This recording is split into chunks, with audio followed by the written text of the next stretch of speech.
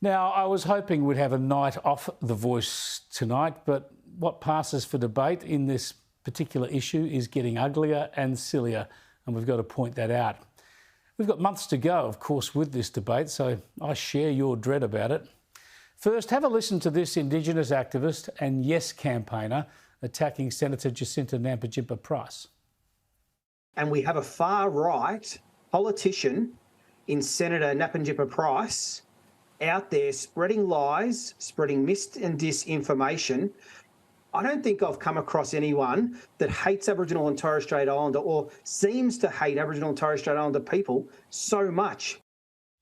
What a disgusting and frankly ridiculous thing to say about Nampijinpa-Price, who, along with her mother and others in her family, has long done the hard yards, always helping and sticking up for Indigenous communities.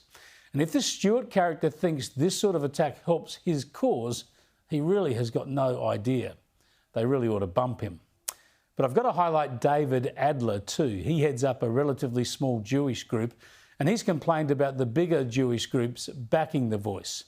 Adler's also part of the Advance Australia organisation associated with Senator Nampijinpa-Price and with Warren Mundine and others, and it's pushing the no case. Adler has circulated horrible tweets drawing attention to or mocking Stan Grant's skin colour. And he's publicly questioned the extent of Senator Lydia Thorpe's Aboriginal heritage too. This stuff is sickening, and the no case also is only damaged by this sort of hateful material. They ought to boot him off the campaign as well, frankly. And then there's the silly stuff. Opposition leader Peter Dutton tonight on Sky has bought into the absurd conspiracy theory that the Uluru Statement is actually dozens of pages long and that Anthony Albanese has secretly signed up to everything in these pages, sight unseen. It's a remarkable admission because what the Prime Minister is proposing here is the biggest change to our Constitution, our nation's rule book, since Federation. And that's why a lot of Australians are really, I think, bemused as to why the Prime Minister would keep the detail from them. And I just can't understand why the Prime Minister can't be straight with an answer when it comes to The Voice. Why is the detail being kept from Australians? Why won't he explain it? Why go off?